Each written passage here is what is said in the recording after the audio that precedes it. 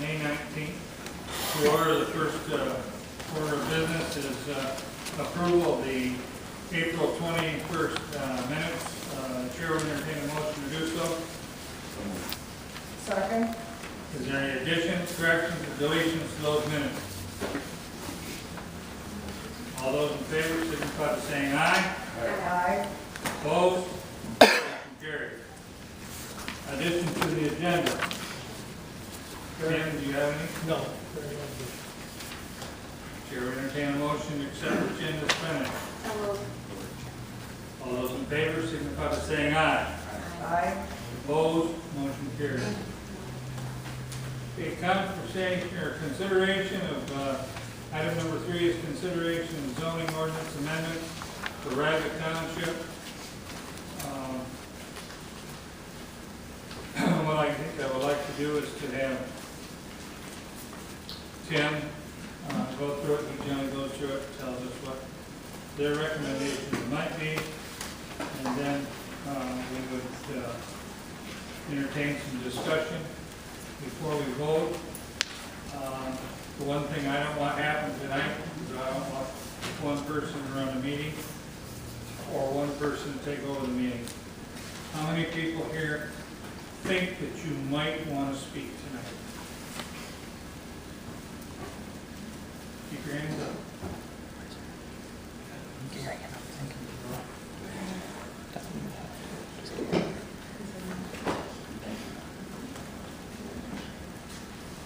I count about 25. Now, I maybe didn't count too good. Maybe even 2 people had to do it. Well, if we did, we'll just have that many more. So there's going to be somewhere in 20, give or take, more people. So if we spend an hour discussing this, that would get us at about that 3-minute thing. Handy enough. Old fashioned. Yep, that old fashioned. I don't know. But when it goes over, it's either 3 or 5. And I don't mean to think that I want to cut anybody out from talking. That's not our goal. We're here to listen. And we want to have input, but we don't want to be in it working on second shift. And yeah, I could. It is. It is? Okay. I thought probably everybody could hear me. At the same time, you know, I think the person, we can get the drift of what you're thinking about in 3 or 4 minutes. It gives everybody an opportunity. So with that, Tim, would you open the meeting and go from there and tell us about the recommendations and so on? Yes. I would wait this minute, Tim. I would ask everybody to silence their phones, and I certainly didn't do that before. The flower fund is getting awful small. And all of our meetings, we have a $5 charge. If somebody's cell phone goes off during the day, and that money goes to flower fund. I don't really want to do that tonight, but I would appreciate it if you would silence your phones. Thank you. Okay, yeah, first of all, page 1 of the staff report, and I put some, I only had 20 I put out there on the table. I don't know, I might have to share. When I put 20 staff reports, says Region 2 Planning Commission on the top, 2 Lenawee County Planning Commission from Tim Anderson. And first of all, I wanted to say that the County Planning Commission, just like the Township Planning Commission, is a recommending body. The Township Board is the one who's going to make the decision. We have a limited amount of time to research.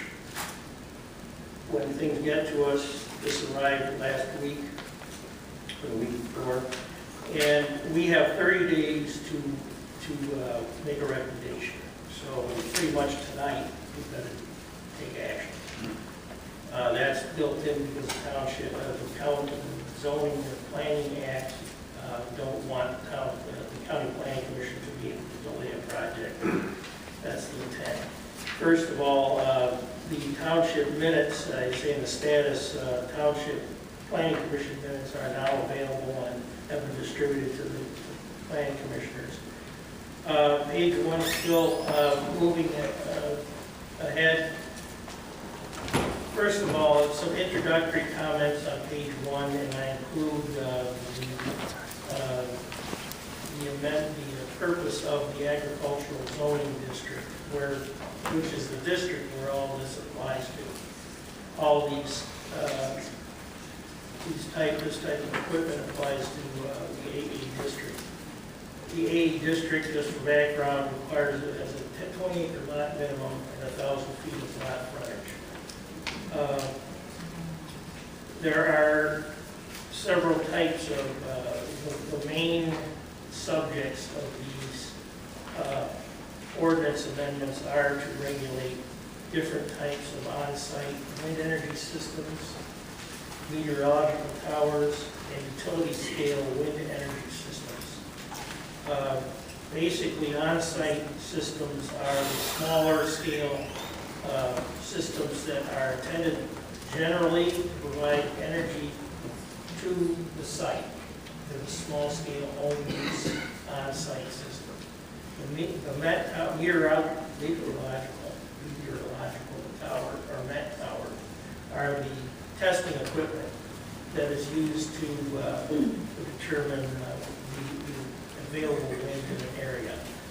As far as I know, they don't make any noise. They just are high in the sky and they're on a pole, and it's consistent testing equipment.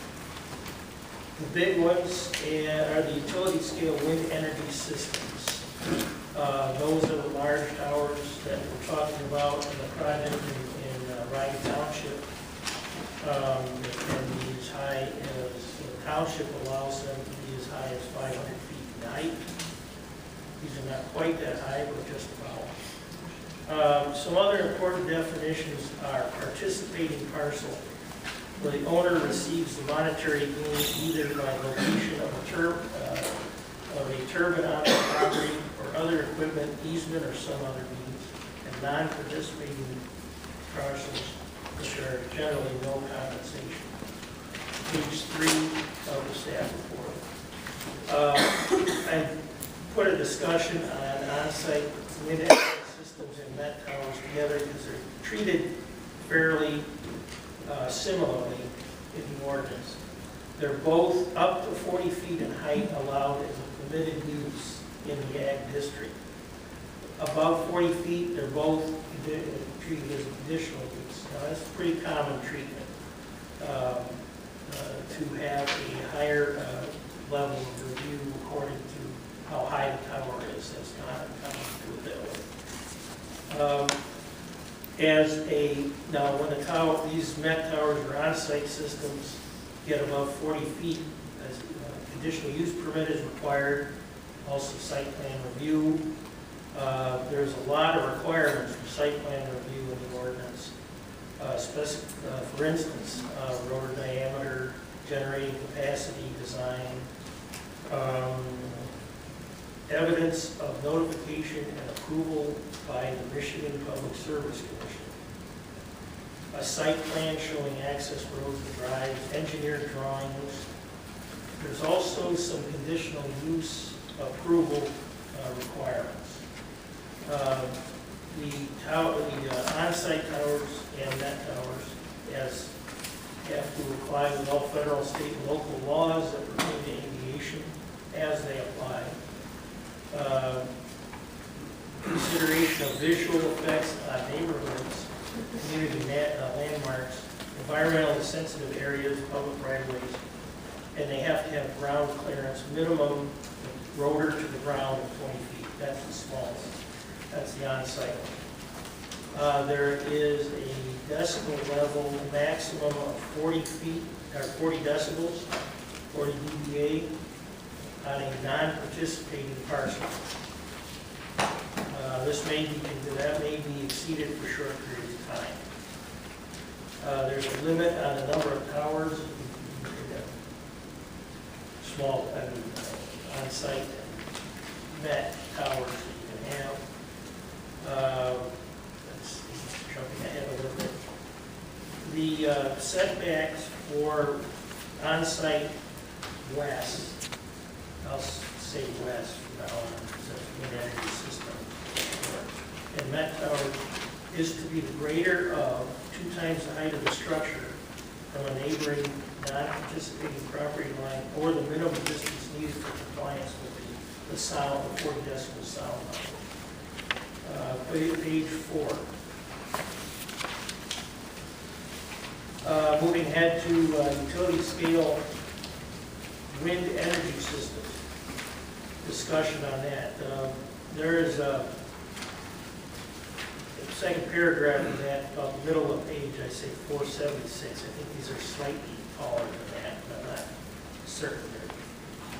The proposed tower is 95 meters to the hub, and the rotor is 100 meters in diameter. I calculated 476, but I think they're slightly higher. There's many site plan requirements for utility scale, again, the big systems. Utility scale west. First, one of the things, and this will come up, I think, is a report regarding electromagnetic interference and signal degradation. A report has to be submitted prior to siting the towers and submitted to the Planning Commission. There's other things, analysis of shadow flicker. Shadow flicker is the sun rises and sets, the shadow created for the rotor as it turns. It can be limited to 30 hours a year, by the way. Report regarding existing and anticipated audible and low frequency sound has to be submitted. Moving ahead, lots of other requirements.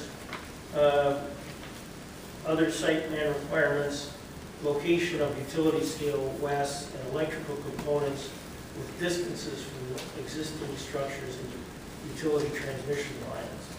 That has to be shown on the site plan. Location of participating parcels, including distance from occupied structures on participating parcels. You need to provide, the developer needs to provide written documentation that participation has been recorded at registered deeds. It's all good ideas. It's all necessary. Location of occupied structures at non-participating parcels. Proof of liability insurance. Decommissioning and reclamation plan. Identification of transportation routes to be used by construction of delivery vehicles to be approved by road commission. All good ideas, I think. Moving ahead to page 6. General requirements for utility scale west. There are several categories of requirements, including consistency with the master plan. And in the middle of the page is, since this applies to agricultural areas, the township master plan's agricultural goal is provided in that paragraph in italics in the middle of the page. There's appearance standards. Towers have to be non-reflective, neutral color. Lighting may be installed in compliance with FAA requirements. Shielded from the ground, reasonably shielded from the ground. Contain no advertising. Audible sound is the next category. This is an area of considerable discussion. The proposed ordinance requires that audible sound produced by utility scale west may not exceed 40 decibels EVA during evening hours from 10 to 6 a.m.